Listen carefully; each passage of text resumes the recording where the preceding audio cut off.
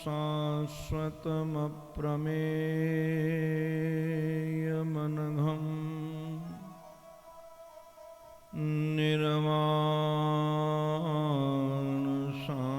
निर्वाणशान्तिप्रदम्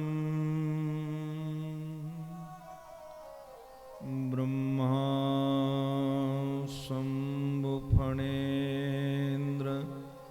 सेव्यमनिशम् वेदान्तवेद्यं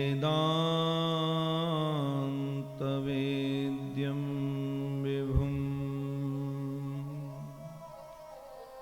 रामाख्यं जगदीश्वरं सुरगुरुं मायामनुष्यं हरिं वन्देऽहं करुणाकरं रघुवरं भूपालचूडामणिम्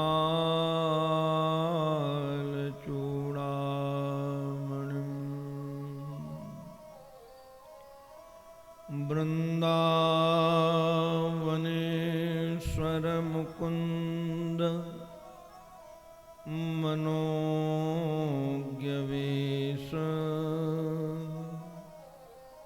बंसी विभूषितकराम्बुजपद्मनेत्र विश्वेश केशवव्रजोत्सवभक्तिवस्य देवेश पाण्डवपते मम देहि दास्यम् यः स्वानुभावमखिल श्रुतिसारमेकम् अध्यात्मदीपमति तितीरशतां तमोऽन्धम् संसारिणां करुणयाः पुराणगुह्यं तं व्याससूनुमुपयामि गुरुं मुनीनाम्। ॐ नमः श्री परमहंसास्वादित चरणकमलचिन्मकरन्दाय भक्तजनमानसनिवासाय श्रीरामचन्द्राय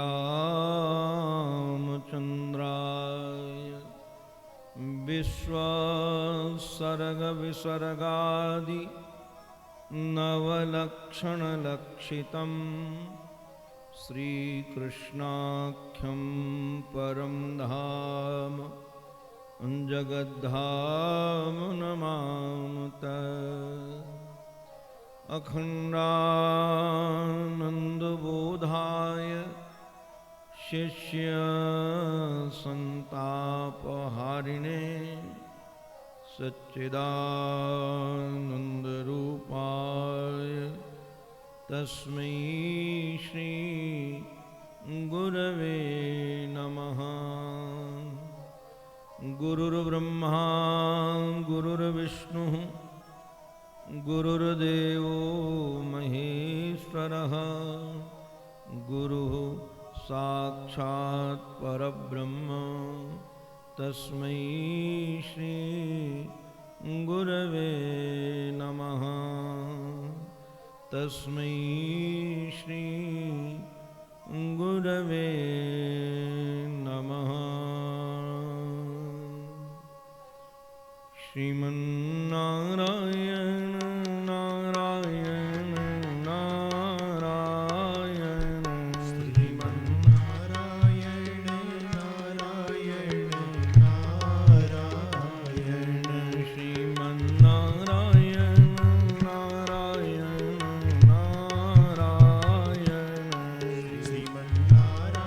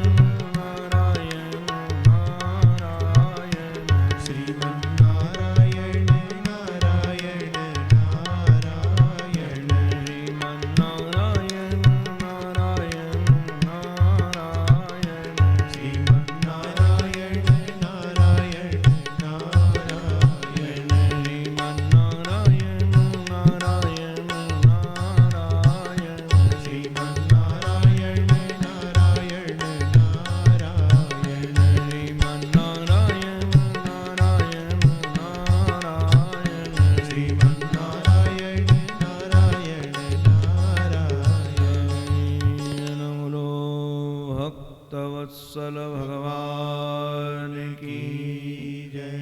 सद्गुरुदेव भगवान की जय। तीर्थवर की जय। श्री वृंदावन विहारी लाल की जय। जय जय श्री राधे जय जय श्री राधे जय जय श्री राधे। आओ हम सब मिल करके जिनकी हेतु की करुणा के कारण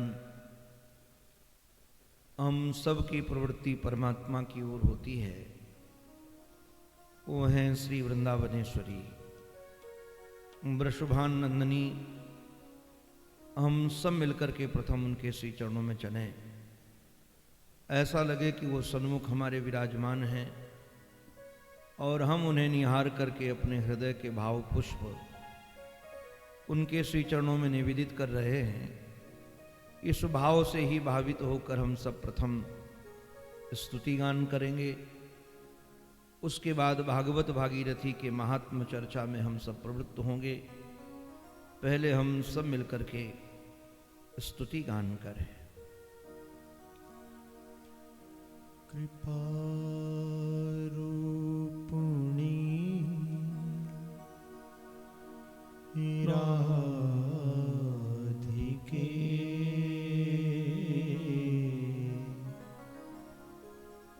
श्यामा प्राणाधार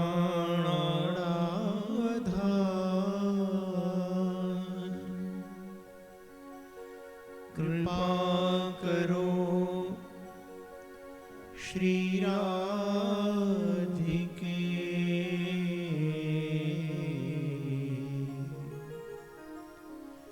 मेरी ओर निहार।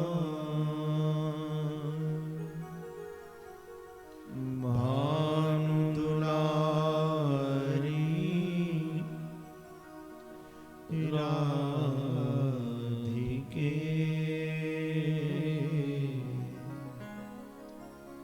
सुन लो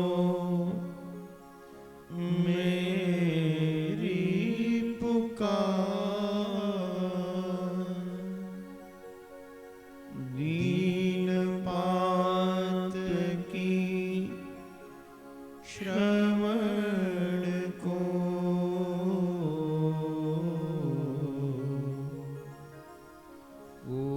पूर्ण पालन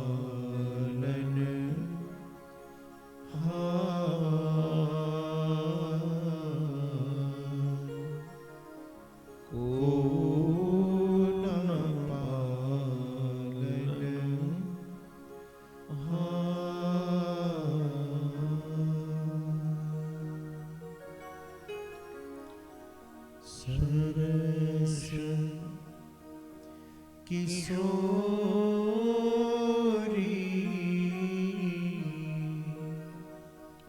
बयस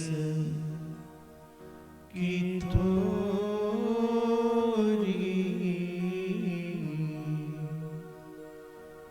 रति रस बोरी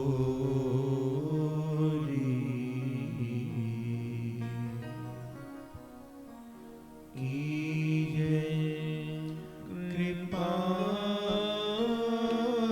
की कोर श्री राधे कीजे कृपा की कोर सरस किशोरी वयस की थोरी रति रस बोरी कीजे कृपा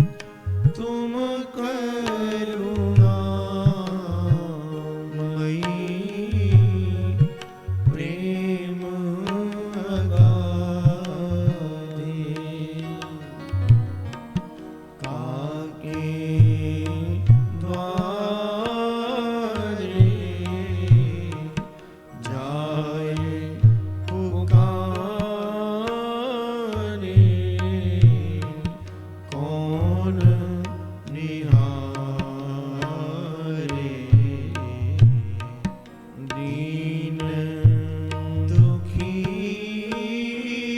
की ओर श्री राधे दीन कृपा की ओर करत अघन नहीं नेक अघाऊं भजन करन में ना मन को लगाऊं कर मर जोरी लख निज ओरी तुम बिन मोरी कौन समारे डोर श्री राधे कीजे कृपा की कोर भलो रोजे सोऊं तिहारो तुम बिन कोरा हितु हमारो भानु दुलारी सुधिरो हमारी शरण तिहारी ओम पतितन सिर मोर श्री राधे कीजे कृपा की ओर गोपी प्रेम की भिक्षा दीजे कैसे हूँ मोहे अपनों कर लीजे तोरे गुण गावत दिवस बितावत दृग भरी आवत हुई हो प्रेम विभोर श्री राधे कीजे कृपा की कोर सरस किशोरी वयस विभोरी रति रस गोरी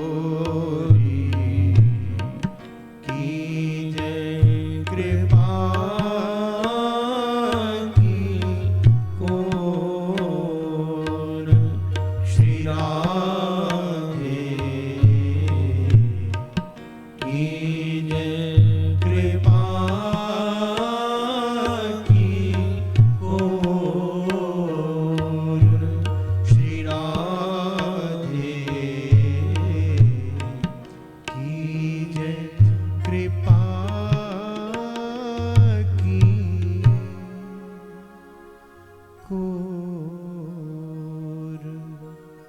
श्री राधे।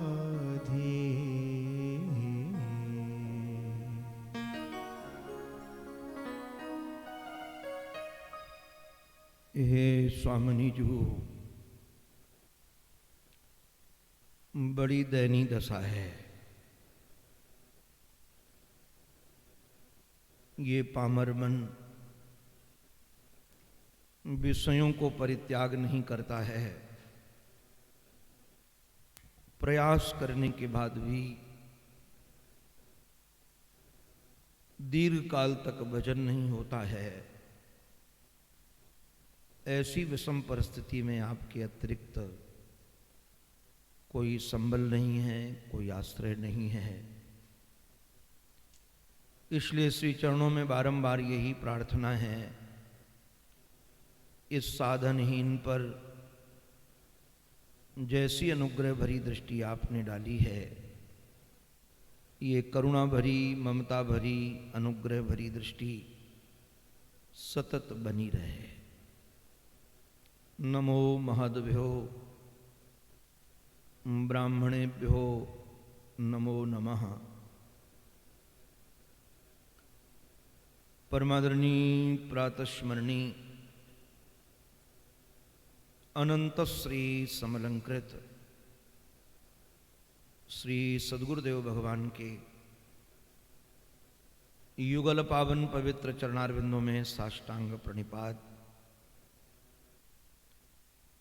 परमादरणी पूज्य आचार्य श्री पूज्य पुजारी जी महाराज, पूज्य विद्वत वृंद, भूदेव वृंद, भगवान की कथा से अनुराग रखने वाले भक्त वृंद एवं मातृशक्ति, आप सबके रूप में अपने आराध्य की ही अनेकानेक आकृतियों का दर्शन करता हुआ आप सबके भी पावन चरणों में मैं बारंबार वंदन करता हूं। यह संपूर्ण संसार भगवान के संकल्प का चमत्कार है। भगवान ने संकल्प किया या नाना प्रकार की विशद सृष्टि का सृजन हो गया। भगवान ने संसार का सृजन तो अपनी लीला के लिए किया था। लोकवत्तु लीला कैवल्यम, किंतु यह लीला में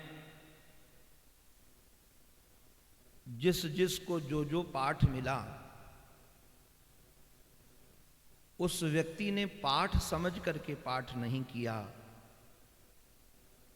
किंतु अपना स्वयं वही स्वरूप समझ करके उसमें फंस गया। ध्यान रखना, किसी व्यक्ति को रंगमंच पर एक पागल का पाठ निभाने के लिए कहा जाए और वह बाखूबी उस पाठ को मंच पर निभाए, किंतु बाद में भी अपने को पागल ही समझे, तो उसकी फिर दयनीय दशा होगी कि नहीं होगी। ऐसे भगवान ने इस सृष्टि को बनाया था और उसमें नाना प्रकार के पाठ दिए थे हम सबको, किंतु पाठों को यथार्थ समझ करके हम ऐसे फंसे कि जन्म मृत्यु का चक्कर प्रारंभ हो गया। और जब तक यह पाठ को आप पाठ नहीं समझोगे, तब तक यह जन्म मृत्यु का चक्कर कभी छूटने वाला नहीं है। भगवान ने काल के 4 विभाग किए। सतयुग, त्रेता, द्वापर और कलयुग। आप यदि पुराणों का अध्ययन करो, रामायण आदि का अध्ययन करो, तो पता चलता है कि सतयुग में असुर अलग लोक में रहते थे और मनुष्य अलग लोक में रहते थे, देवता लोग अलग लोक में रहते थे, सबके लोक अलग अलग थे। किंतु बाद में जैसे युग बदला, त्रेता आया। आप देखिएगा, पहले दैवासुर संग्राम होता था, देवता अलग रहते थे, मनुष्य अलग रहते थे, पशु अलग रहते थे। ये असुर अलग धाम था इनका, असुर लोक। किंतु त्रेता में क्या हुआ? त्रेता असुर और सुर दोनों एक ही स्थान पर रहने लगे, एक ही लोक में। रावण भी उसी लोक में रहता था, राम जी भी उसी लोक में रहते थे। किंतु जैसे महाराज द्वापर आया, ये तो त्रेता की कहानी थी, द्वापर में और नजदीकी बढ़ गई। द्वापर में अब एक ही परिवार में देवता और असुर रहने लगे। पहले लोक अलग अलग, फिर एक ही लोक में, और फिर द्वापर आते आते एक ही परिवार में, कौरव और पांडव।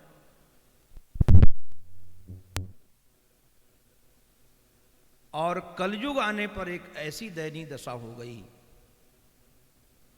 अब देवता और दैत्य परिवार में नहीं रहते हैं, अब देवता और दैत्य एक शरीर में ही रहने लगे।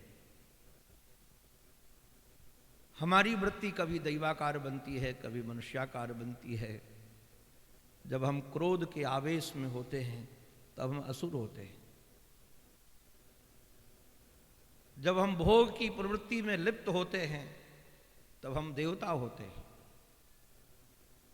और जब हम सत्कर्म में लगे हुए लोग होते हैं, शुभ कार्यों में लगे हुए लोग होते हैं, तब हम ही मनुष्य होते हैं।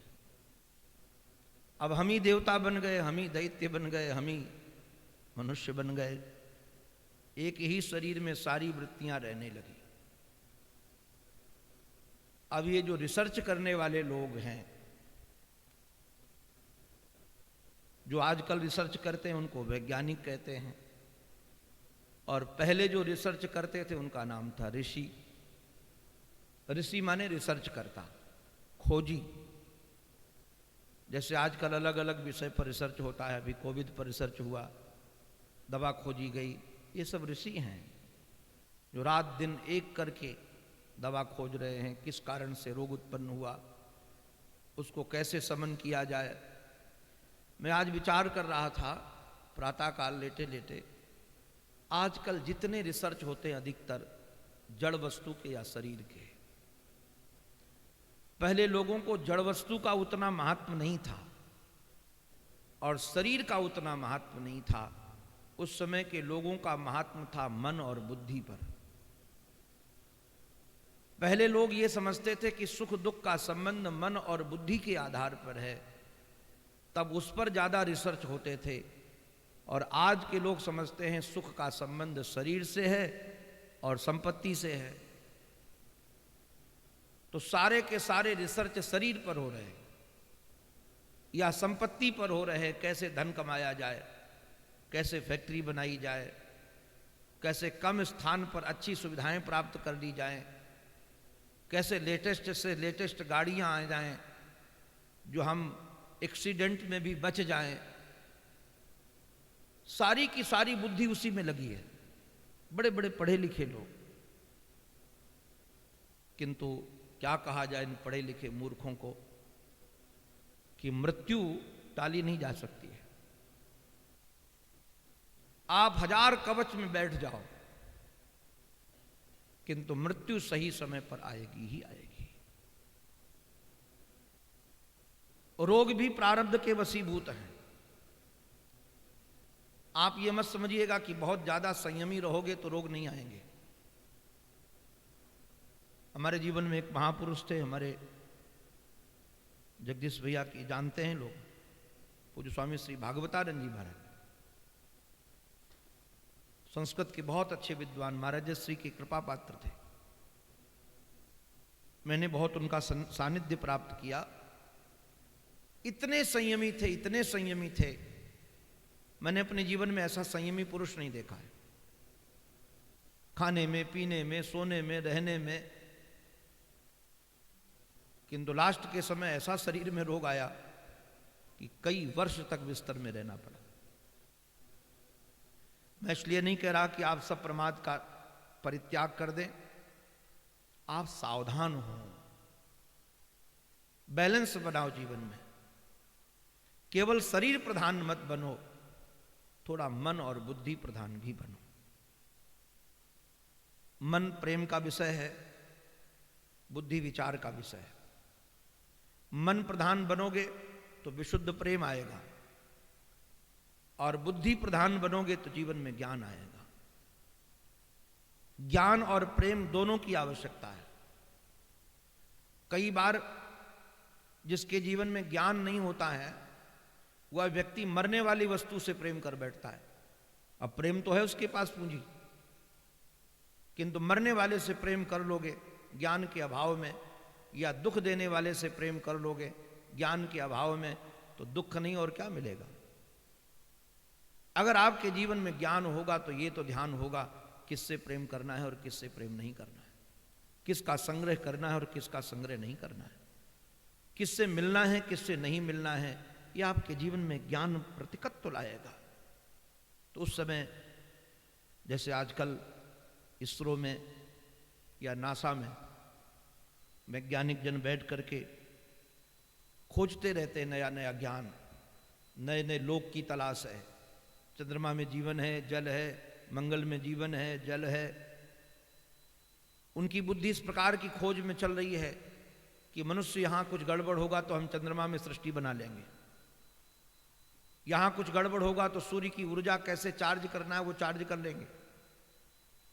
मैं उनके विज्ञान को नकारता नहीं, वो भी विज्ञान है, किंतु मैं निवेदन इस बात का करता हूं कि बैलेंस तब हो कि होने पर भी सुख हो और न होने पर यदि सुख हो, उस विद्या की प्राप्ति में भी खोज में होना चाहिए, और वो विद्या है अध्यात्म विद्या। कई लोग जब नौकरी करते हैं या व्यापार करते हैं, दोनों यहां बैठे हैं, तो अपने भविष्य को सुरक्षित करने के लिए हम धन इकट्ठा करते हैं। अपने सोचते हैं कि 60 साल 65 साल के हो जाएंगे, बच्चे भी यदि काम नहीं करेंगे तो हम ध्यान नहीं देंगे तो हम सुव्यवस्थित रख लेंगे। सब व्यवस्था कर लीजिए, मैं उसका कोई विरोध नहीं करता, किंतु यदि अपनी बुद्धि ही बिगड़ जाए तो ये पैसा किस काम का आएगा जी। पैसा खूब बना रहे, अपनी बुद्धि बिगड़ जाए तो अपनी घरवाली भी पास नहीं रहेगी, बच्चे भी पास नहीं रहेंगे, कोई पास नहीं रहेगा। इसलिए जितना प्रयास आप भविष्य को सुरक्षित करने में रखते हो, उतना प्रयास अपने मन को और बुद्धि को भी सुरक्षित करने में लगाओ, जिससे भविष्य में धन ना भी हो तब भी आप अपनी शांति से, अपने सुख से, आनंद से रह सको। इस संसार में सब कुछ परिवर्तनशील है। परिवर्तनशील में यदि आप अपने को परिवर्तनशील नहीं बना पाए तो सब कुछ बदलेगा, आपके हाथ में कुछ भी नहीं है। शरीर बदलेगा, झुर्रियां आएंगी, याददाश्त जाएगी, आंखों से दिखाई कम पड़ेगा, समझ कम आएगा, ब्रेक लगेगा नहीं। पुरानी गाड़ी में ब्रेक कमजोर हो जाता है, बोलने में ब्रेक नहीं लगेगा, खाने में ब्रेक लगेगा नहीं, ब्रेक कमजोर है। अब खाने में ब्रेक नहीं है, बोलने में ब्रेक नहीं है, तो खाने में ब्रेक नहीं है तो शरीर बिगड़ेगा, और बोलने में ब्रेक नहीं तो संबंध बिगड़ेंगे। अब ब्रेक का अभाव है, और ये ब्रेक आपके तब ठीक रहेंगे जब आपके जीवन में अध्यात्म होगा। उस समय जो महाराज रिसर्च में लगे हुए ऋषि लोग थे, उनका नाम था सुनक जी, महाराज के पुत्र थे, नाम था सौनक। सुनक को पुत्र होने के कारण सौनक हैं। जैसे यदि भरद्वाज का पुत्र होगा तो भारद्वाज होगा। तो महाराज ये सुनक के पुत्र सौनक थे 88,000 ऋषि, एक दो नहीं थे। ये सब ने चिंतन किया कि अन्य अन्य लोक में दुष्ट लोग रहते थे, दुष्ट वृत्तियां रहती थी, अब तो अपने शरीर में आकर के वृत्तियां बस गई। हम इतने नजदीक हो गए असुरों के क्योंकि हमारे घर में ही आकर उन्होंने डेरा डाल लिया। अब हम सुखी बनेंगे तो कैसे बनेंगे? सुखी बनने का साधन क्या है? तो महाराज उस सीधे जाकर, क्योंकि उनका संबंध सीधे ब्रह्मा से था। ब्रह्मा बुद्धि की अधिष्ठात्री देवता है, ध्यान रखना। ब्रह्मा बुद्धि की अधिष्ठात्री देवता है। तो ब्रह्मा जी से प्रश्न किया कि ऐसी कोई स्थिति है, ऐसी कोई भूमि है जिस भूमि में हम बैठ करके रहें, साधन भजन करें, सत्संग करें, किंतु ये असुर वृत्तियां हमारे ऊपर हावी न हो। ब्रह्मा जी महाराज ने एक चक्र छोड़ा और कहा, चक्र की निमी गति जहां क्षीण हो जाए वहीं तुम लोग बैठकर साधन करना। तो सारे भूमंडल की यात्रा करता हुआ वह चक्र, ये काल का चक्र है, समय का चक्र। जैसे समय का चक्र घूमता है। अभी हम लोग कोरोना काल में महाभारत देखा होगा, तो महाभारत जो बनाया चोपड़ा जी ने, उसमें एक चक्र घूमता था और आवाज आती थी, मैं काल हूं। ये काल का चक्र है, ये काल का चक्र घूमता है। और काल का चक्र घूमता है तो सब जगह घूमता है, सब कुछ घूमता है। सारे संबंध डगमगा जाते हैं, सारी वृत्तियां डगमगा जाती हैं, सारा स्थान डगमगा जाता है, मनस्थिति डगमगा जाती है। और जब महाराज वो चक्र घूमता घूमता गोमती नदी के प्रवाह में रुका, बहुत ध्यान देने लायक, गंगा में नहीं रुका, यमुना में नहीं रुका, सरस्वती में नहीं रुका, जिस नदी के प्रवाह में रुका उसका नाम गोमती है। गोमती का अभिप्राय, गो माने इंद्री और मति माने बुद्धि। आजकल सबसे ज्यादा उपद्रव करने वाली कोई इंद्रियां हैं तो हमारी इंद्रियां ही तो हैं, हमारी बुद्धि ही तो है। उसमें चक्र आकर ठहरा। जो ठहरा हुआ चक्र था, गति में जो क्षीणता आई थी, न्यूनता आई थी, गति रुकी थी, उसी का प्रतीक ये चक्र तीर्थ है जहां हम सब बैठे हैं। सारे ऋषि आकर यहां एकत्रित हो गए। गोमती नदी का प्रवाह, वहां ये रुका हुआ चक्र, आकर के ऋषि लोग बैठे। ये ऋषि जहां बैठे, इस भूमि में जहां चक्र क्षीण हुआ, उसी का नाम है नैमी शारद। नमी माने गीत, माने गति होता है, क्षीणता को प्राप्त हुई गति जहां चक्र की। तुलसीदास जी महाराज ने वर्णन किया, तीरथ वर नैमिष विख्याता, अति पुनीत, ध्यान दीजिए, पुनीत नहीं, अति पुनीत, साधक सिद्धिदाता। ये तीर्थवर है, तीर्थों में श्रेष्ठ, और पुनीत नहीं, अति पुनीत है। किंतु सिद्धियां किसको देता है?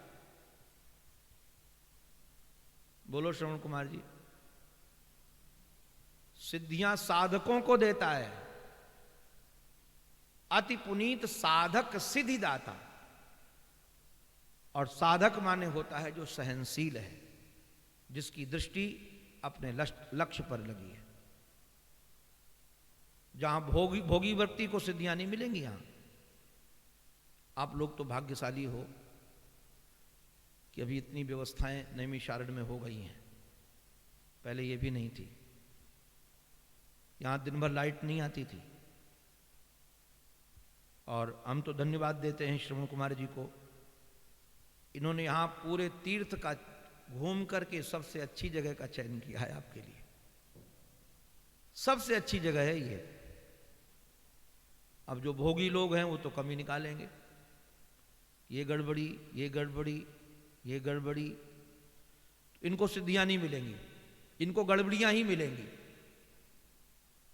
इनको सिद्धियां मिलने वाली नहीं, इनको गड़बड़ियां ही मिलेंगी। मैं कई बार लोगों को बार बार कहता हूं, गोबर के कीड़े मत बनो, चींटी बनो, भ्रमर बनो। गोबर का कीड़ा सब जगह गोबर खोजता है, और चींटी को गोबर में भी डाल दिया जाए वहां भी वो मिठास खोजती है। भ्रमर को कहीं छोड़ दिया जाए वो पराग खोजता है, वो मल में जाकर नहीं बैठता है। हमारी वृत्ति केवल यदि कमी खोजने में लगी हुई है तो हम गोबर के कीड़े हैं। और हमारी वृत्ति यदि सद्गुण खोजने में लगी, विशेषताएं खोजने में लगी है, तो हमारी वृत्ति भ्रमर वृत्ति है।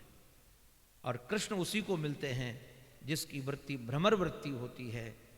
गोबर वृत्ति वाले को कृष्ण नहीं मिलते, उसको तो गोबर मिलता है जी, गोबर मिलता है। भ्रमर वृत्ति वाले को कृष्ण भ्रमर मिलता है हमारा। तो मैं निवेदन कर रहा था, ये ऋषि लोग रुक गए, यहां कोई सुविधाएं नहीं थी। अब ये ऋषि लोग करने क्या लगे, यज्ञ करते थे। आजकल मैं सबको कहता हूं, और रिटायर्ड लोगों को और जोर दे करके, क्योंकि काम करने वाले लोग तो व्यस्त रहते हैं, किंतु रिटायर्ड लोग व्यस्त नहीं रहते। अगर प्रसन्न रहना चाहते हो, सुखी रहना चाहते हो, तो व्यस्त रहो। जो व्यस्त रहता है वही मस्त रहता है, और जो व्यस्त नहीं रहता है वो संत्रस्त रहता है। अगर संत्रस्त रहने की तैयारी हो तो अपने को व्यस्त न रखो, कहीं व्यस्त रखो। किंतु मैं निवेदन इसलिए करना चाहता हूं कि बुढ़ापा में यदि काम में व्यस्त रहना चाहोगे तो बच्चे नहीं रहने देंगे।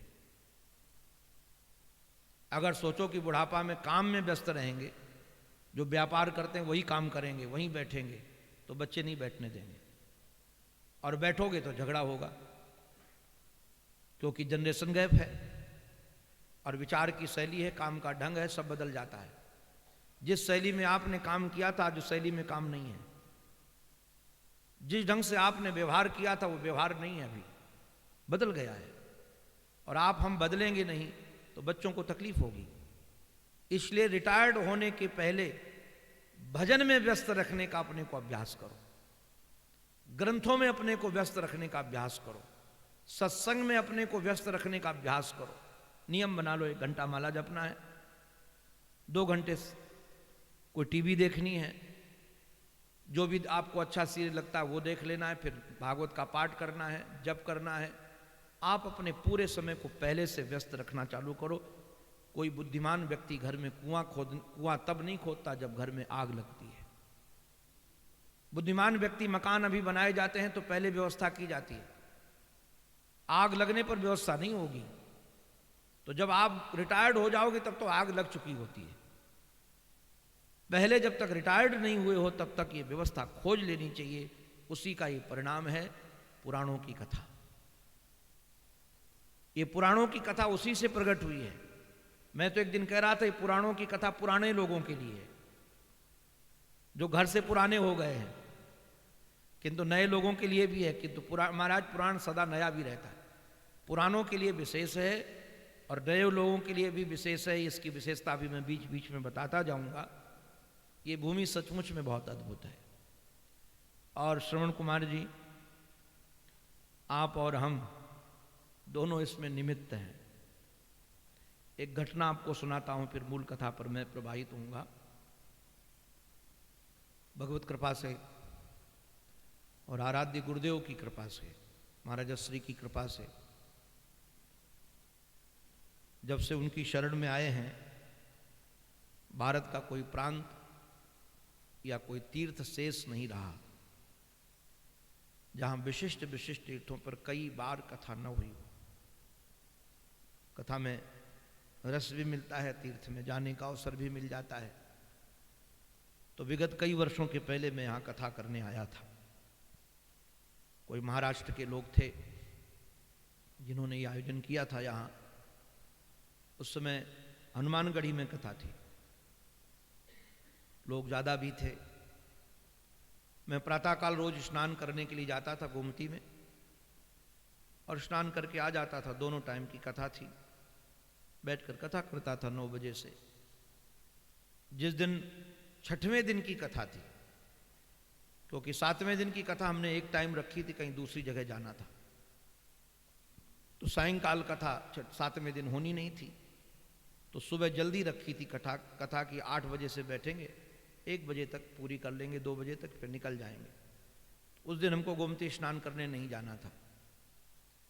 इसलिए जब 6वां दिन था, स्नान करके आ रहे थे, तो हमारा एक बालक साथ में था, प्रदीप।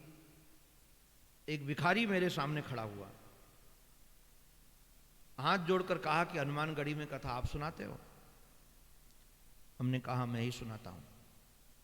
मैंने ऐसे कहा कि मैं ही सुनाता हूँ, यही शरीर निमित्त है। तो आंखों में आंसू आ गए। उसके फटे पुराना कपड़ा पहने था, हड्डियाँ दिख रही थी, और कहा बाबा बहुत आनंद आया, मैं बाहर बैठ के सुनता रहता हूँ और मुझे बहुत बल मिला। अब मैं तुम्हें बुलाता रहूँगा और तुमसे कथा सुनता रहूँगा। मुझे लगा कि इसके फटे पुराने कपड़े हैं, ये जीर्ण शीर्ण शरीर है, और मेरे को कह रहा है कि तुम्हें बुलाता रहूँगा और तुमसे कथा सुनता रहूँगा। हाथ जोड़ लिया, चला आया, कुछ बोला नहीं। हमने कहा कथा करवाना कोई बच्चों का खेल तो है नहीं, ये बहुत कठिन खेल है। इतने लोगों को लाना, फिर व्यवस्था करना, फिर सबका ध्यान रखना, ये सामान्य खेल नहीं है। लगता भले हो कि सामान्य खेल है। तो हमने सोचा ये कैसे कथा करवाएगा हमारी। आई गई बात हो गई, अपने को आ गए, कथा करनी थी, कथा किया। 7वें दिन सुबह सुबह 4 बजे मुझे स्वप्न आया। वही व्यक्ति मेरे सन्मुख खड़े थे, जो भिखारी जिसने कहा था कि मैं कथा करवाता रहूँगा, और मेरे से बोलते बाबा मैं स्वयं नैमिषारण्य तीर्थ हूँ, और इस कलयुग के कारण मैं जर्जर हो गया। रो रहे थे वो, और तुमने आकर के हमको कथा सुनाई तो हमारा रोग दूर हुआ है। तो तुम यहाँ आकर के कथा सुनाते जाना समय समय पर आकर के, और हम कथा सुनेंगे यहाँ बैठ करके। हमारी नींद खुली तो देखा कि 4:15 बजा था। हम तो आश्चर्यचकित रह गए। फिर हम गए वहाँ जहाँ वो वृद्ध हमको भिखारी मिले थे, कि वो भिखारी मिल जाए पुनः, किंतु भिखारी हमको दोबारा नहीं मिले हो। तो निश्चित रूप से यहाँ जो कथा हो रही है वो तीर्थराज नैमिषारण्य की कृपा से हो रही है। और आपको आश्चर्य लगे, अपने तो लगातार कथाएं रहती, खाली नहीं रहता हूँ, खींचातानी है समय की। महाराज जी का स्वास्थ्य खराब हो गया, कोविड हो गया, हमको एक कथा से राम अवतार को भेजना पड़ा बीच में। तो मुझे लगा कि वो डॉक्टरों के आधार पर था कि अब वो ठीक नहीं होंगे। मुझे बहुत पीड़ा थी, उनके न जाने की पीड़ा नहीं थी, वो तो शरीर सबका जाएगा। मुझे इस पीड़ा थी इस बात की, मैंने भागवत भगवान से स्वयं प्रार्थना किया कि नैमिषारण्य की कथा करवा देना, उसके बाद आप चाहे कथा बंद करवा देना। और कथाओं के छोड़ने का बिल्कुल संकल्प नहीं, डर नहीं था, किंतु मुझे लगता था कि तीर्थव्रत का मानस है कि हमको वहाँ कथा सुनानी है उनको जा कर के। आपको आश्चर्य लगेगा, 3 दिन में तो घर आ गए वो। सारे रोग हैं उनको, ब्लड प्रेशर है, डायबिटीज 500 रह रही है, और पेसमेकर लगा हुआ है, लंग्स में प्रॉब्लम है, एक नहीं सारे सब रोग हैं। किंतु आश्चर्य, राम अवतार हमारा 3 दिन के बाद लेके आया, और महाराज जी ने कहा कोई कथा कैंसिल मत करना, कथा करना। तो ये निश्चित रूप से भगवत संकल्प है। तो आप सब बड़े भाग्यशाली हैं। आप सबसे हमारी प्रार्थना है, सुविधाओं को देखे बगैर खाने को मिलेगा, सोने को मिलेगा, और कथा मिलेगी, और चाहिए क्या। थोड़ा बहुत गड़बड़ी मिले तो समझ जाना कि हमारे यहाँ ही प्रलंबर गड़बड़ करते हैं, अपने आप ही करते हैं। कई बार नहीं मिलते जी, कहाँ से लाएंगे। कई बार बिजली वाले नहीं मिलते। हम तो आश्रम की सेवा करते हैं, मुझे पता है। तो ये समझना कि आपका अपना स्थान है, और जितनी सुविधाएं हो सकती हैं इन्होंने पूर्ण प्रयास पूर्वक किया है। पहले आकर के देखना, सब चेक करना। अब कोविड के कारण कई चीज़ें नहीं खुल रही हैं, थोड़ा बहुत होता है तो क्या दिक्कत है। आपने समझना कि अपने यहाँ व्यवस्था। अच्छा एक बात बताओ, अपने घर में गड़बड़ी होती तो किससे शिकायत करते हैं? टेलीफोन करके समधी को कहते कि हमारा नल खराब है जी? नहीं कहते जी। या समधिन को कहते हैं क्या कि आज रात भर एसी नहीं चली हमारी? किसी को नहीं कहते ना, समधिन को, क्योंकि अपना घर मानते हो उसको। अपना कोई गड़बड़ कर जाए तो कुछ बोलते भी नहीं। इसलिए आप सब ये समझ करके कि इस महापुरुष के संकल्प से ये बहुत बड़े बड़े संकल्प कर लेते हैं, चाहे इनके पूर्वजों के प्रभाव से। आपको बताएं, ऐसे लोग भी बाद में मिलने वाले नहीं हम लोगों को। इनके सामने नहीं कह रहा हूं मैं, क्योंकि गलत जगह तो तुमको ले नहीं जाते कहीं। उनका संकल्प यदि आपको धाम ला रहा है, उनका संकल्प यदि आपको भागवत की कथा सुना रहा है, तीर्थ स्नान करा रहा है, तो ये संकल्प आपके लिए उत्थान के लिए हो रहा है। इसलिए उनके संकल्प को साकार करने के वो मुस्कुराते रहते हैं। उनको आप गाली भी दोगे तो कोई फर्क नहीं पड़ता है। हमने देखा लोग कहने वाले कुछ भी कहते रहो। अब कई दिन से परिचित तो हूँ, मंदिर से लेकर के, मंदिर की योजना से लेकर अन्य योजनाओं से। ये भले नहीं कहते, हमको घर वाले बता देते हैं, बच्चे नहीं इनके, दूसरे लोग बता देते हैं। किंतु हम तो इनके कह रखे हैं कि आप चिंता मत करना, आपका संकल्प हम पूरा करवाएंगे, और कोई ना आए तो तुम और हम बैठकर कथा सुनेंगे, आप करो पूरा, सदा सतत रहेंगे आपके साथ में। और जहां होगा, कोई आए ना आए, जिसका सौभाग्य होगा वो आएगा, जिसको लाभ लेना हो वो आए, जिसको लाभ न लेना हो ना आए। नहीं तो गुरु चेला बैठ कर कथा सुनाएंगे, क्या दिक्कत है? और क्या, हमारा तो रवि भोजन बनाएगा और हम लोग खाएंगे और कथा सुनाएंगे, क्या दिक्कत है? इसलिए घबराना नहीं, इसका खूब आनंद लीजिए। तो मैं निवेदन कर रहा था, ये शौनक आदि महापुरुष जो 88,000 थे, इसी पावन पवित्र भूमि पर बैठे। पहले तो वेदव्यास जी महाराज ने मंगलाचरण में 2 श्लोकों में मंगलाचरण किया है। एक तो परमात्मा की आराधना है, दूसरे महात्मा की आराधना है। परमात्मा के यहाँ दोनों रूपों का वर्णन है, ध्यान रखिएगा। है छोटा श्लोक, किंतु स्वरूप लक्षण से भी परमात्मा का वर्णन है, और दोनों ढंग से तटस्थ लक्षण के आधार पर भी। सच्चिदानंद रूपाय, ये स्वरूप लक्षण है। भगवान का स्वरूप कैसा, बोले सच्चित आनंद स्वरूप है। और विश्वोत्पत्त्यादि हेतवे, ये परमात्मा का तटस्थ लक्षण है। कोई संसार को बनाने, पालन करने और नाश करने में हेतु हैं, कारण है। ऐसे परमात्मा को हम प्रणाम करते हैं।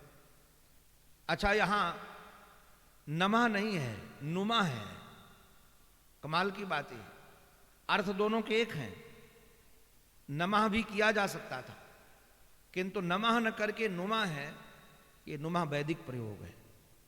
वैदिक प्रयोग करने का अभिप्राय ये बताना चाहते हैं कि जो हम आपको कथा सुनाने जा रहे हैं, उसमें भले पुराण है, किंतु प्रयोग वेद का ही किया गया है। वेद के ही रस को परोसा गया है पुराण के रूप में। तो नमः माने न मम इति नमः। अच्छा, प्रणाम करने से क्या मिलेगा? क्योंकि आजकल तो बिना कुछ मिले कुछ कोई करने नहीं चाहता जी। पूछे नैमिषारण्य जाने से क्या मिलेगा, वहां कथा सुनने से क्या मिलेगा? सब कुछ में क्या लगा है जी? माता पिता को प्रणाम करने से क्या मिलेगा? ये जो मिलने की वृत्ति, सब बनिया बन गए जी। बनिया आप ही नहीं हो, समाज बनिया बनता जा रहा है।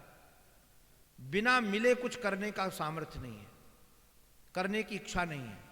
आप एक बात बताओ, परमात्मा यदि सोचते कि तुझे पैदा करने से क्या मिलेगा, तो तेरे जैसे कीड़ों को तो कभी पैदा नहीं करते, क्योंकि तेरे से तो वातावरण दुर्गंध युक्त होने वाला, और कुछ तो होगा नहीं। मरोगे तो गंध फैलाओगे, जिंदा रहोगे तो कचरा फैलाओगे, और बैठोगे तो निंदा स्तुति करके अपने दूसरों को दोष का दर्शन कराओगे। तो भगवान यदि सोचते कि इसको पैदा करने से क्या मिलेगा, तो पैदा ही नहीं करते। कुछ काम ऐसे करने चाहिए जिसमें कुछ न मिलने की कामना हो, उन्हीं का नाम निष्काम कर्म है। सकाम कर्म अंतःकरण को गंदा करता है, निष्काम कर्म अंतःकरण को पवित्र करता है, और पवित्र मन में ही परमात्मा का दर्शन होता है। सकाम कर्म करने से तुमको धन तो मिल जाएगा, कामना की पूर्ति तो हो जाएगी, किंतु जीवन धन नहीं मिलेगा। और निष्काम कर्म करने का फल ये होगा कि आपको ये धन चाहे भले न मिले, किंतु जीवन धन परमात्मा मिल जाएगा। और यदि जीवन धन मिल जाएगा तो ये धन को कोई महत्व तो है भी नहीं, ये तो भूसा है जी। ये तो पीछे पीछे दौड़ता है, व्यवस्थाएं पीछे पीछे दौड़ती हैं, सम्मान सुविधा पीछे पीछे दौड़ती है, यदि भगवान की ओर चित्तवृत्ति अपनी हो जाए तो चित्तवृत्ति उधर करने का प्रयास करना है। तो कहा कि अच्छा भगवान को प्रणाम करने से मिलेगा क्या? तो कहते तापत्रय विनाशाय। देखो भाई आज ये गांठ लगा के जाना यहां से। जैसे पानी की टंकी में जब पानी होता है तभी हमारे नल में आता है कि नहीं? नल में बिना पानी की टंकी के पानी आ जाएगा? नहीं आएगा, पक्का नहीं आएगा। ऐसे जो हमको दुख मिलते हैं उसका एक खजाना है और सुख मिलते हैं उसका भी खजाना है। जैसे गर्म पानी एक ठंडा पानी, वैसे सुख और दुख दोनों समझ लो, गर्म और ठंडा, इसका खजाना है। कैसा खजाना है? जो पुण्य की पूंजी इकट्ठी होती है उससे सुख मिलते हैं, और जो पाप की पूंजी इकट्ठी होती है उससे दुख मिलते हैं। अब देने वाला व्यक्ति जो समझ में आ रहा है, क्योंकि कई लोगों को लगता है पति दुख दे रहा है, कई लोगों को लगता है बच्चे दुख दे रहे हैं, कई लोगों को लगता है पड़ोसी दुख दे रहा है, कई लोगों को लगता है इस वस्तु ने दुख दिया है। न वस्तु में दुख देने का सामर्थ्य है, न पड़ोसी में दुख देने का सामर्थ्य है, न व्यक्ति में दुख देने का सामर्थ्य है। ये हमारे ही प्रारब्ध का फल उन निमित्तों से मिल रहा है। और ये निमित्त हैं तीन, दैहिक, दैविक और भौतिक। इसलिए तुलसीदास जी महाराज ने बहुत बढ़िया विवेक करके कहा कि महाराज जिसके जीवन में राम का राज्य होगा, देखो काम का राज्य होगा तो तीनों रहेंगे, और राम का राज्य होगा तो एक भी नहीं रहेंगे। दैहिक दैविक भौतिक तापा, राम राज्य नहीं एकहु व्यापा या काहू व्यापा। किसी को नहीं व्यापता था राम राज्य में। आपके और हमारे अंतःकरण में यदि श्याम का राज्य हो जाए, राम का राज्य हो जाए, निश्चित रूप से तो ये हमको दुख नहीं दे पाएंगे, व्यापेंगे ही नहीं। भले बने रहें किंतु व्यापेंगे नहीं। और यदि महाराज आपके जीवन में कामना का राज्य है, भगवान का राज्य नहीं है, तो काम गड़बड़ी है। फिर तो दुख मिलेगा। और राम की राज्य की स्थापना के लिए एक काम बहुत जरूरी है। क्या है? हमारे श्री राम जी ने वाल्मीकि रामायण में एक बात बहुत अच्छी कही, ये हम लोगों के बड़े काम की है, इसको दिमाग में अपने रख लो। भगवान कहते हैं सकृत देव प्रपन्नाय तवास्मीति च याचते। एक बार प्रपन्न हो जाओ, भगवान की शरण में चले जाओ और कह दो कि मैं तुम्हारा हूं। ये नमन का अर्थ यही है कि मैं तुम्हारा हूं। सकृत देव प्रपन्नाय तवास्मीति च याचते अभयम सर्वभूतेभ्यो ददामि एतद व्रतम मम। भगवान का ये व्रत है, भगवान की प्रतिज्ञा है। और राम कोई बात दो बार नहीं कहते, राम एक बार कह दिए तो कह दिए। राम जी का स्वभाव दो बार बोलने का नहीं है, वह एक बार जो बोल गए सो बोल गए। भगवान ने हमारे लिए बोल दिया कि एक बार तुम हमारी शरण में आ जाओ, एक बार। सकृत देव प्रपन्नाय तवास्मीति च याचते, मैं तुम्हारा हूं और आप मेरे हो। किंतु एक बात बताएं, तवास्मीति च याचते, इसमें तुम हमारे हो, तव अस्मि, तुम हमारे हो, हम तुम्हारे हैं। यह भाव यदि आपके जीवन में आ जाए, काम बन गया। भगवान फिर सर्वभूतों से, सब जगह से आपको अभय प्रदान कर देगी। ऐसे परमात्मा को हम सब मिलकर के, श्रोता वयम नुमः का अभिप्राय बहुवचन का प्रयोग है, हम सब, श्रोता वक्ता सब। कहीं ऐसा ना हो कि कई लोग कुर्सी में बैठ के सो जाएं तो प्रणाम न कर पाएं। तो वेदव्यास जी महाराज ने सोचा कि उनकी तरफ से भी कर लेते हैं। मैं एक दिन विचार कर रहा था कि संतों का हृदय कितना उदारता का भरा होता है। संसारी व्यक्ति अपने लिए सोचता है या अपने परिवार के लिए सोचता है, ज्यादा से ज्यादा अपने समाज के लिए सोच लेगा। किंतु साधु समाज के लिए नहीं, सबके लिए सोचते। वयम नुमः, हम सब की तरफ से प्रणाम है। और जिन महापुरुष की कृपा करुणा से हमको भागवत मिली है, उस विरक्त महापुरुष का नाम है श्री सुखदेव। और सुखदेव जी महाराज के यहाँ विरक्त स्वरूप का दर्शन है। क्योंकि जो रक्तवान होता है ना, राग वाला, वो जिससे राग करता है वो उसी के काम का होता है, और जो वैराग्यशाली व्यक्ति होता है वो सबके काम का होता है।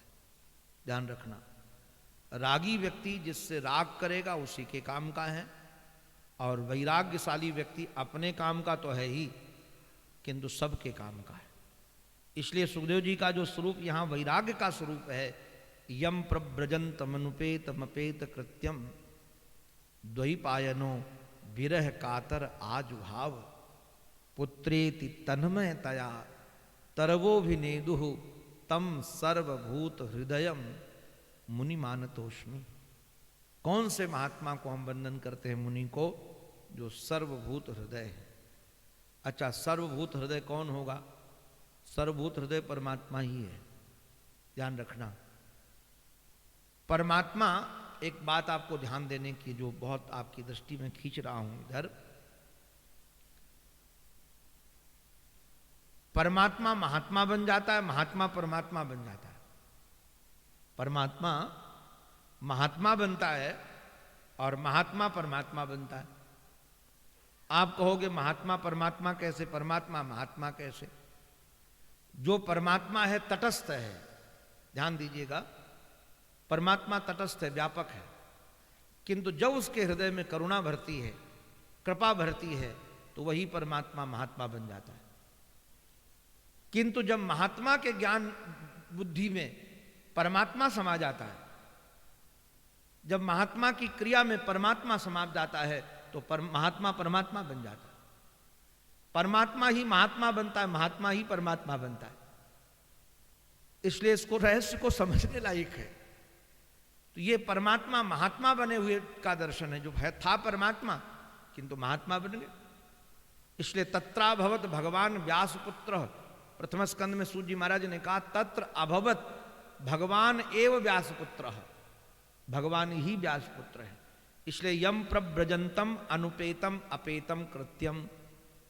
नियम तो ये है कि जब बालक का जन्म होता है, वैसे जन्म के पूर्व से, जिस दिन बालक आने वाला होता है उस दिन भी संस्कार होता है। आजकल लोग संस्कारों से परिचित नहीं है। सनातन धर्म में 16 संस्कार है, और संस्कारों से जानते हैं श्रवण कुमार क्या होता है? संस्कार से व्यक्ति संस्कृत बनता है, पवित्र बनता है। क्योंकि बिना संस्कार के, जैसे किसी हीरे का संस्कार कर दिया जाए, अब जो हीरा निकलता तो मटमैला है, कचड़े से, किंतु जब उसका संस्कार किया जाता है, सही उसकी कटिंग हो और सही ढंग की पालिश हो, तो उसमें हीरे में जो कटिंग है और पालिश है वो संस्कार है। देखो भाई, सोने वाले थोड़ा सावधान, क्योंकि कुर्सी में बैठ के सोगे तो गिरने का डर है, और गिर जाओगे तो फिर बाद में कहोगे श्रवण कुमार ने कुर्सियां ठीक नहीं रखाई, वो भी दोष इन्हीं के ऊपर होगा। इसलिए सोने वालों थोड़ा सावधान, हम जगाते रहेंगे, क्या करें, अपनी ड्यूटी जगाने की हो गई है। इसलिए जिनको नींद ज्यादा आती हो तो वो नीचे बैठा करो, तो गिरोगे तो कम से कम नीचे ही गिरोगे। अच्छा, जिसको नींद आती है ना, आचार्य जी बड़ी गड़बड़ी है, उसको बगल वाला कहे ना उठो, तो कहता सुन रहा हूं, आंख बंद कर सुन रहा हूं, और जितने आंख बंद करते हैं वो सुनते नहीं हैं, वो कहीं और होते हैं। इसलिए आप सबसे हमारी प्रार्थना है, हम जगाते रहेंगे बीच बीच में, हमारा काम ही जगाने का, चौकीदारी मिली है, इसलिए आप सबको जगाते रहेंगे। और कल से थोड़ा हम ध्यान देंगे रसोई घर में भी, क्योंकि पूड़ी बना के खिलाया जाएगा और चकाचक पराठे, और ये तो फिर तो समाधि लगने वाली है। सुबह का नाश्ता थोड़ा हल्का रखो, कथा सुनी है ना, इसलिए वो हलवाई वाला मामला नहीं चलेगा, तो वहाँ आगरा स्वीट्स नहीं चलेगा, यहाँ तो थोड़ा हल्का चलेगा। अरे हमारी बेटी के ब्याह नहीं आए जी, बेटी के ब्याह में अभी तो हमारे बच्चों को जब ब्याह होगा सुमी, तो तब चकाचक खिला देना इन सबको, अभी तो उनको हल्का खिलाओ। जितना हल्का आहार होगा, थोड़ा जीभ से भी उपराम उठो जी, तब सजग रहोगे, नहीं तो फिर समाधि में सोओगे। ये तो लेकर आए हैं, व्यवस्था भी दी और अपने सो गए तो गए काम से। तो मैं निवेदन कर रहा था आप सबको कि संस्कारों की बहुत महत्वता है। संस्कार माने और कुछ नहीं होता है, जो विकार को हटा दे उसी का नाम संस्कार। जो विकार को, अच्छा विकार आते ही हैं, विकार आना सहज स्वभाव है और वो जन्म जन्म के विकार है, एक नहीं, जन्म जन्म के विकार है। मैं एक दिन विचार कर रहा था गर्भाधान में क्या विकार है। गर्भाधान में सबसे बड़ा विकार तो काम विकार है, जो दोनों के मन में होता है, पत्नी के मन में भी पति के मन में भी। और काम विकार के कारण वो विकार लेकर के ही गर्भधारण होता है, और संस्कार नहीं होगा तो बच्चे के जीवन में वो विकार सदा बना रहेगा। इसलिए बच्चे महाराज शुद्ध नहीं संभालते हैं और गाते हैं जिस दिल के टुकड़े हजार हुए, कुछ यहां गिरे कुछ वहां गिरे। ये बच्चों का दोष नहीं, माता पिता के विकार का दोष है। ये मानस अच्छा, इसका संस्कार यदि कर दिया जाए तो ये गर्भदोष नहीं आएगा। फिर कुछ मास में भी संस्कार किया जाता है, उसके बाद जब बालक उत्पन्न होता है तब भी संस्कार किया जाता है। 16 संस्कार हैं हमारे आपके, और उन संस्कारों से धीरे धीरे, एक दिन में विचार करा तो विवाह भी संस्कार होता है, विवाह संस्कार है। किंतु अब सब नाचने गाने के चक्कर में पंडित जी को कहते, पंडित जी जल्दी मंत्र पढ़ो, नाचने में देरी हो रही है। मैं कहता हूं मूर्खों, जिंदगी भर नाचना है। पंडित जी को सही ढंग से मंत्र पढ़ने दो और विधि से करने दो, क्योंकि उससे संस्कार होगा तो काम, ये विवाह फिर काम के लिए नहीं होगा, विवाह फिर योग के लिए होगा। और जो विवाह योग के लिए होगा उससे भोग तो ठीक है, परमात्मा का संयोग होगा। दोनों पति पत्नी मिलकर के योग के माध्यम से परमात्मा से संयोग करेंगे, क्योंकि ये दंपत्ति का जीवन कोई भोग की प्रवृत्ति के लिए नहीं है। ब्याह तो परम योग है जी, ब्याह जैसा योग कुछ है ही नहीं। मैंने इस पर बहुत चिंतन किया है, ब्याह की पद्धति पर। अपने राम ने पद्धति पढ़ी है इसलिए पता है, परम योग है ब्याह की पद्धति का। आप जरा आचार्य जी हमारे जब संकल्प करवाते हैं उस समय कन्यादान का जब संकल्प होता, इमाम लक्ष्मीम रूपणीम कन्याम, ये जो हमारी लक्ष्मी रूपी कन्या है, किसको दे रहे हैं भाई? कोई कामी को नहीं दे रहे हैं, नारायण स्वरूप वर को प्रदान कर रहे हैं। जहां लक्ष्मी नारायण का मिलन हो वो भोग कैसे हो सकता है? वो तो परम योग है। इसलिए ब्याह भोग नहीं योग है, किंतु विधि से हो तब है। आजकल विधि से हम भागते हैं, तो विधि संस्कार से विकार दूर होता है, किंतु जिसके जीवन में विकार हो ही नहीं उसको संस्कार की जरूरत नहीं है। तो हमारे तो भगवान में क्या विकार है, भगवान बन के आ गए महात्मा, तो इनका संस्कार हुआ ही नहीं। प्रव्रजंतम अनुपेतम, बिना संस्कार के। संस्कार की आवश्यकता तो तब पड़ती जब विकार होता, किंतु अब कोई सामान्य व्यक्ति, जैसे हम लोग पैदा हुए, अब हम लोग तो विकारवान पैदा हुए, तो हमको संस्कार की जरूरत थी। महात्मा बने तो संस्कार की सबकी जरूरत है, किंतु परमात्मा यदि महात्मा बने तो उसको कहां की संस्कार की जरूरत होगी? उसमें विकार ही नहीं है। इसलिए परमात्मा यहां से भी कि विकार अनुपेतम अपेतम कृत्यम। अब जिस समय महाराज वो वैराग्यशाली बनकर चले तो पिताजी भी विह्वल हो गए, कृष्ण द्वैपायन। किंतु ध्यान रखना, मैं आपको पुनः निवेदन कर रहा हूं, वेदव्यास जी कोई अज्ञानी नहीं थे और वेदव्यास जी कोई मोही नहीं थे कि उनको बच्चे से मोह हो गया हो। तो फिर क्यों विरह शब्द का प्रयोग है, क्यों विरह हुआ?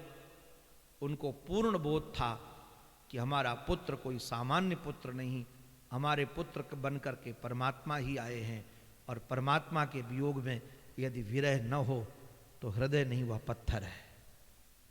ध्यान दीजिएगा, संसार के वियोग में रोना संताप को निमंत्रण देना है, और परमात्मा के विरह में रोना सदा सर्वदा के लिए संताप मिटाने का निमंत्रण है। विरह में रोना ये तो निश्चित रूप से संताप मिटाने का साधन है। हम भगवान के विरह में नहीं रोएंगे तो किसके विरह में रोएंगे? हम गुरु के विरह में नहीं रोएंगे तो किसके विरह में रोएंगे? तो ये तो साक्षात परम गुरु हैं भगवान, जगत गुरु भगवान हैं। आज सुखदेव बन करके आए तो विरह कातर आज भाव, जब ये पुकारने लगे तो जगत गुरु का परिचय हुआ। जगत गुरु का परिचय कैसे हुआ? क्योंकि जगत गुरु कौन है? एक पद पर स्थापित जगत गुरु केवल नहीं, ये जगत गुरु ऐसे हैं कि पूरा जगत को ही गुरु बना दिया। हमारे एक महात्मा कहते थे, जो स्वयं गुरु बना रहे और दूसरों को जीवन भर चेला बना करके रखे, वह सच्चा गुरु गुरु नहीं है। सच्चा गुरु तो वो है जो अपने चेले को भी गुरु बना दे, अपने चेले को भी गुरु बना दे, ज्ञान से प्रकाश से परिपूर्ण कर दे, वही तो है। अब ये जो परमात्मा है, इनका क्या प्रकाश, क्या दिव्यता है। आप इससे बड़ी दिव्यता का और दर्शन नारायण क्या देख सकते हो। तरवह अविनेदु उत्तरम ददु। अरे दूसरे कौन, वृक्ष बोलने लगे जी। जहां वृक्ष बोलने लगे, यहां तो मूकम करोति वाचालम पंगुम लंघयते गिरिम, यहां तो वृक्ष बोल रहे हैं। तरवह अविनेदु उत्तरम ददु, ये क्या उत्तर दे रहे हैं, वृक्षों ने उत्तर दिया। और वह सचमुच में उत्तर इतना दिव्य उत्तर था, वो बहुत काम का उत्तर है। जीव गोस्वामी जी महाराज ने लिखा है कि वृक्षों ने कहा पुत्र पुत्र पुत्र, तो वेदव्यास जी महाराज ने कहा कि तुम हमको पुत्र क्यों कहते हो, तुम्हारे बाप कैसे बन गए। वृक्षों को कहा कि तुम हमारे बाप कैसे बन गए, हमारे बाप तो दूसरे हैं, तुम हमको बाप बेटा क्यों बना रहे हो, जो पुत्र पुत्र कह के पुकार रहे हो। वृक्षों ने कहा ध्यान रखना महात्मा जी, जो प्रवचन तो करे और जीवन न जिए, जो प्रवचन तो करे और जीवन न जिए, एक प्रवचन न करे जीवन जिए, तो जो जीवन जीता है निश्चित रूप से प्रवचन करने वाला जो जी नहीं रहा है वो उसका पुत्र ही बन जाता है। आप हमारे पुत्र इस ढंग से हैं क्योंकि हम उपदेश वाणी से नहीं है करते, हमारी क्रिया उपदेश है। हमारा जीवन संपूर्ण परोपकार के लिए, वृक्ष जैसा परोपकारी दूसरा नहीं। विष्णु पुराण में लिखा है, बड़े काम का है, आप लोगों को अवसर मिले तो ये काम जरूर करिएगा कभी। विष्णु पुराण में लिखा है 10 वापी समह 10 कूप समह वापी, 10 यदि कोई कुआं खुदवाए, कुएं, क्योंकि पहले तो कुएं से ही पानी मिलता था, उस 10 कुएं खुदवाने का जो फल होता है एक सरोवर बनवाने का होता है, एक सरोवर। और 10 वापी समह पुत्र, 10 वापी जो खुदवाने का फल होता है वो फल होता है एक पुत्र उत्पन्न करने का, एक पुत्र उत्पन्न करने। आपके तो 2-2 है जी, तो आपके पास तो 20 वाला मामला है। किंतु ध्यान रखना, और 10 सत्पुत्र उत्पन्न करने का जो फल होता है वो एक वृक्ष लगाने से मिल जाता है, क्योंकि वृक्ष बहुत उपकारी होता है। वृक्ष जैसा समाज में कोई दूसरा उपकारी नहीं है। दूषित वायु पीता है, स्वच्छ वायु देता है। आप कभी विचार करना, स्वयं सर्दी गर्मी में खड़ा रहता है, हमको वर्षा देता है, हमको ठंडक देता है। मरने के बाद भी देखो, जिंदा में तो फल देता है, फूल देता है, छाया देता है, हवा देता है, और मरने के बाद भी लकड़ी देता है, नाव बन जाती है, तखत बन जाते हैं। ये कहाँ अपने राम तो जिंदा जिंदा जो करते हैं भगवान मालिक है। हम तो कैलाश मानसरोवर की परिक्रमा लगा रहे थे, बहुत व्यथित हुए, इतने व्यथित हुए। हमारे साथ एक IAS अधिकारी थे, उन्होंने कहा महाराज जी आप इतने दुखी क्यों हो रहे हो। हमने कहा 2 पैर का जंतु यदि स्वर्ग में भी जाएगा तो कचड़ा करेगा, क्योंकि वहाँ इतना कचड़ा करके आ गए हैं लोग बर्फ में, वहीं पोलोथीन डाल आए हैं, वहीं बोतलें पी पी करके डाल आए हैं, पूरा कचरा हो रहा है वो ग्लेशियर में। बर्फ में तो हम लोग परिक्रमा लगा रहे थे, देख रहे थे। हमने कहा ये 2 महाराज पैर का जंतु यहाँ आया तो कैलाश को भी चौपट कर दिया जी। ये 2 पैर का जंतु जहां पहुंचता है वहां गंदगी फैलाता है। इसको गंदगी के अलावा कुछ आता ही नहीं है जी। वाणी से गंदगी फैलाएगा, इधर उधर निंदा करके गंदगी फैलाएगा, कचरा फेंक के गंदगी फैलाएगा। किंतु ये वृक्षों का जीवन देखो नारायण, ऐसा अद्भुत जीवन, परोपकार का जीवन दूसरा कोई जीवन नहीं है। इसलिए हमारा तरवह अविनेदु, ऐसे वृक्षों ने जो परोपकारी है। और सच में कहें, उपदेश देने का तो उसी का अधिकार है जिसके जीवन में स्वयं क्रिया हो। इसलिए कहा तुम पुत्र हो, अभी बाप बाद में बनना। बाप तब बनोगे जब राग से ऊपर उठकर समाज के लिए काम करोगे, क्योंकि जीवन में एक आपके फल आया, उसको भी बचाना चाहते हो, समाज को नहीं देना चाहते हो। ऐसे विरक्त शिरोमणि सुखदेव जी महाराज जो सर्वभूत हृदय हैं, उनको बारंबार वंदन करते हैं। अब हमारे सौनक आदि महात्माओं ने सूत जी महाराज को कहा, सूताख्या ही कथा सारम मम कर्ण रसायनम। कथा का विस्तार नहीं, क्योंकि इतनी विस्तार है कथा। गोपांगनाओं ने तो कहा कि महाराज इतना विस्तार है कि कोई जीवन भर गा ही नहीं सकता। आततम व्याप्तम भूई, महाराज सब जगह विस्तार है इनका। तो हमको विस्तार नहीं, सार सुनाइए, और ऐसी कथा सुनाइए जो रसायन का काम करे। देखो कथाएं कई प्रकार की होती हैं, उपदेश भी कई प्रकार के होते हैं। एक तो फटकारने वाले उपदेश होते हैं और एक प्यार से उपदेश दिए जाते हैं। वो पंजाबी लोगों को हमारा प्रेम से समझ में नहीं आता। हमको उन पंजाबियों के साथ होते तो हमको गुस्सा करना पड़ता है जानबूझ करके। हम जानते हैं बिना डांटे समझेंगे नहीं। उनको प्यार की भाषा समझ में नहीं आती। जब तक डांटे नहीं तब तक उनको आपनत तो नहीं लगता है। तो कई लोग अगर मारवाड़ी हमारे साथ हों और पंजाबियों के साथ मैं हूं तो समझेंगे गुरुजी को हो क्या गया है, ये तो ऐसे कभी नहीं बरसते। हमको बरसना पड़ता है क्योंकि हमको पता है ये भाषा समझेंगे ही नहीं। प्यार वाली भाषा समझ नहीं आती उनको। थोड़ा फटकार हो, थोड़ा डांट हो, कहते गुरुजी आप हमको बहुत प्यार करते हो तभी तो डांटते हो। तो सबका अलग अलग उपदेश कई प्रकार के होते हैं। ऐसे दवाएं कई प्रकार की होती, कड़वी दवा भी होती है, मीठी दवा भी होती है। ऐसे कथा भी कई प्रकार की है और हमको भी कई प्रकार की आती है। हमने तो कई गुरुओं से सीखा है। भागवत को भी हम कई प्रकार से कह सकते हैं, एक नहीं कई दृष्टि से कह सकते हैं। अर्थ की दृष्टि से भी कह सकते हैं, काम की दृष्टि से भी कह सकते हैं, लोभ की दृष्टि से भी कह सकते हैं, मोक्ष की दृष्टि से तो कहते ही है, व्यवहार की दृष्टि से कि कैसे जीवन को मधुर बनाया जाए। व्यवहार के सूत्र भी भागवत से निकाल देंगे हम। शैली है तो बोले कथा सुनाओ किंतु रसायन सुनाओ, किसको कानों को जो मीठी मीठी लगे। और महाराज जिससे भक्ति ज्ञान का वर्धन हो, भगवान की प्राप्ति हो। भगवत प्राप्ति करम सस्वत, किंतु ऐसे भगवान नहीं जो मिलकर चले जाए या मिलकर स्वप्न में आकर के बातचीत करें। वो सस्वत सदा जो मिले भगवान, ऐसी कथा सुनाओ। हमको थोड़ी देर मिलने वाले भगवान नहीं चाहिए। हमको भगवान ऐसे चाहिए जो बहुत काल तक हमारे साथ रहें।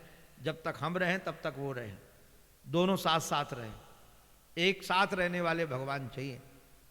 अभी हमको वियोग का महाराज रोग नहीं चाहिए। भगवान के वियोग के रोग से तो जन्म जन्म से ग्रसित है। अब हमको वियोग का रोग नहीं चाहिए, अब केवल भगवान का संयोग चाहिए, जो शाश्वत भगवान मिले। महाराज कृपा करो हमारे ऊपर। मैं एक निवेदन करूं महाराज, मैंने सुना है यदि चिंतामणि मिल जाए तो संसार की सुख की सामग्रियां मिल जाती हैं, और कल्प वृक्ष मिल जाए तो स्वर्ग की भी संपदा मिल जाती है। किंतु यदि गुरु प्रसन्न हो जाएं, प्रयक्षति ही गुरु हो प्रीतो वैकुंठम योगी दुर्लभम। सच कहें, मैं तो अनुभव करता हूं, गुरु मेहरबान तो चेला पहलवान। गुरु यदि कृपा कर दे तो उनकी गुरुता जो हृदय में उतरती है, आपको क्या कहें, ये सारे के सारा वैभव शून्य हो जाता है गुरु के सामने। तो आप निश्चित रूप से हमारे गुरु के रूप में हैं। आप हम पर कृपा कीजिए और वह शाश्वत ज्ञान दीजिए जिससे जीवन में भगवान सतत हमारे साथ बने रहें। हमारे श्री सौनक जी महाराज ने कहा कि अब तुम 3 बजे आकर के, सूत जी को कहा 3 बजे आकर के सुनना। अब तो भाई 3 बजे से आना। हमने आधा घंटा लेट कर दिया है। आप सब हमारी